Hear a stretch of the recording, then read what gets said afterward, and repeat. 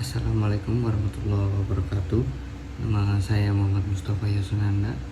Saya dari Prodi Teknik Informatika STIMIK Tegal. Di sini saya akan mencoba presentasi tentang cybercrime dalam masyarakat guna memenuhi UAS atau kuliah komputer dan masyarakat. Cybercrime adalah istilah yang merujuk pada berbagai bentuk kejahatan yang dilakukan dengan menggunakan teknologi komputer dan jaringan internet sebagai alat utamanya. Tindakan ini melibatkan akses ilegal, perusakan data, penipuan, dan berbagai bentuk aktivitas kriminal lainnya yang memanfaatkan komputer dan teknologi digital. Nah, pentingnya memahami cybercrime yaitu poin 1, melindungi informasi pribadi. Memahami ancaman cybercrime membantu individu dan organisasi menerapkan langkah-langkah perlindungan yang efektif. Poin kedua, keamanan finansial. Pengetahuan tentang jenis-jenis cybercrime memungkinkan penerapan tindakan pencegahan untuk menghindari kerugian finansial. Poin ketiga, keamanan infrastruktur. Pemahaman tentang ancaman cybercrime penting untuk melindungi infrastruktur kritis dari serangan yang dapat mengganggu layanan vital. Poin keempat, kesiapan dan tanggap darurat. Mengetahui jenis serangan dan cara penanggulangannya memungkinkan respon yang cepat dan efektif saat terjadi serangan. Dampak cybercrime sendiri dalam ekonomi dapat menyebabkan kerugian finansial besar bagi individu atau perusahaan melalui penipuan, pencurian identitas, dan serangan ransomware.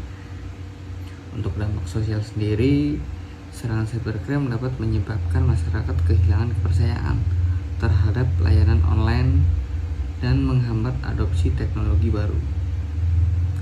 Dan dampak dari psikologi sendiri yaitu korban cybercrime dapat mengalami trauma, stres, dan penurunan kualitas hidup akibat dampak jangka panjang.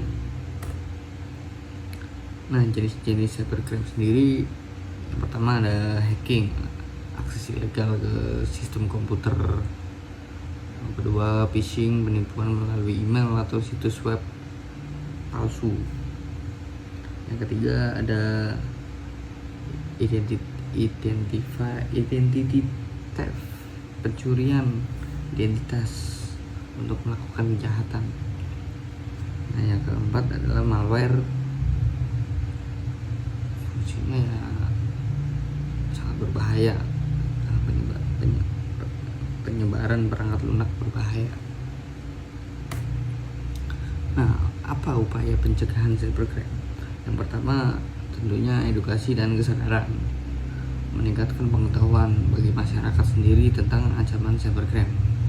Yang kedua, keamanan teknologi, harus menggunakan antivirus, firewall, dan enkripsi data, serta kebijakan dan regulasi, penerapan hukum yang tegas terhadap pelaku cybercrime, dan serta memonitoring dan pengawasan terhadap aktivitas online yang mencurigakan atau seperti transaksi banking dan lain-lain. Untuk penanggulangan cybercrime sendiri yaitu ada yang saya bahas, ada 3 poin. Yang pertama, incident response plan, rencana tanggapan darurat ketika terjadi serangan cybercrime. Yang kedua, recovery plan, prosedur pemulihan data dan sistem setelah serangan. Yang ketiga, forensik digital, investigasi untuk melacak dan mengidentifikasikan pelaku. Untuk di Indonesia sendiri ada beberapa kasus cybercrime ya. Yang pertama pembobolan data di salah satu e-commerce Tokopedia pada tahun 2020. Ini saya sebutin yang paling terbaru dulu.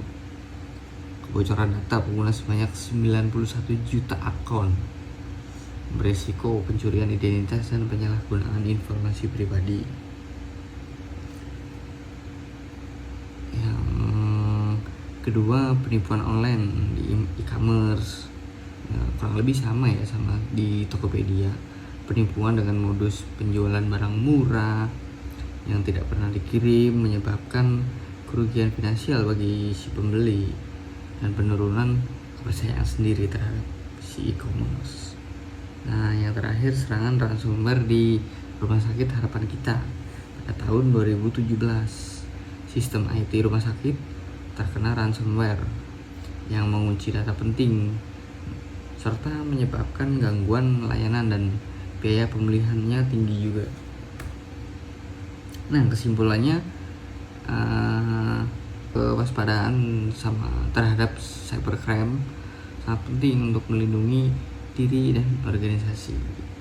Nah, langkah preventifnya, individu dan organisasi dapat melakukan langkah-langkah preventif seperti edukasi, pengamanan teknologi, dan kebijakan yang tepat.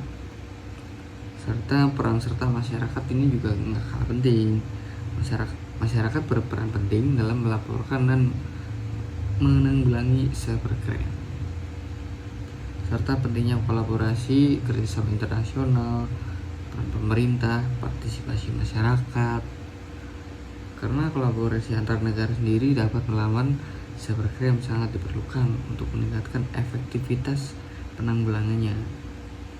Serta pemerintah harus berperan aktif dalam membuat kebijakan, regulasi, dan penegakan hukum lainnya. Serta dari masyarakat sendiri juga harus berpartisipasi aktif dengan meningkatkan kesadaran, melaporkan insiden, dan menerapkan praktik keamanan digital yang baik. Oke, mungkin segitu dulu presentasi dari saya, kurang lebihnya mohon maaf. Billahi taufiq wal hidayah. Wassalamualaikum warahmatullahi wabarakatuh.